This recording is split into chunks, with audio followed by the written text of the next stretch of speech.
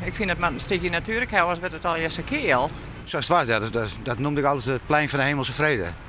China, dat vond ik niet mooi. Dus een grote boom erop vind ik wel mooi staan. Waar hebben we het eens over?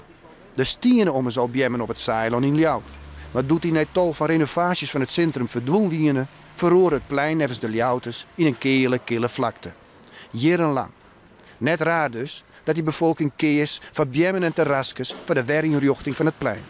De argwaasje van architect Hubert-Jan Henket. Die wil dat nou keren. Voor een museum is het heel belangrijk dat het zo openbaar mogelijk is, zodat je zowel overdag als 's avonds zoveel mogelijk de mensen op het plein laat meemaken dat dat gebouw daar is en dat mensen daar doorheen durven te lopen. Nou ja, als je daar dus hoge bomen voor gaat zetten, dan dek je gewoon het zicht op dat nieuwe openbare gebouw af en dat lijkt me niet de bedoeling. De gemeente Ljout reageert het vernuiveren en loekt hem de kritiek van Henket net aan. Het moet ik een plein worden waar het meest geschikt toesvillen.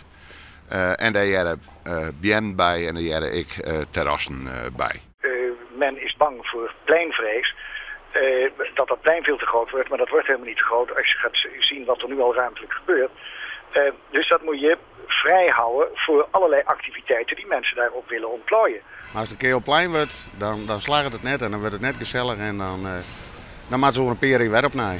De directie van het Fries Museum denkt dat de wenske interactie tussen plein, publiek en museum ook meibjemmen wil realiseerd worden kan. Waar het om gaat is, wat is nou de plek precies van die bomen?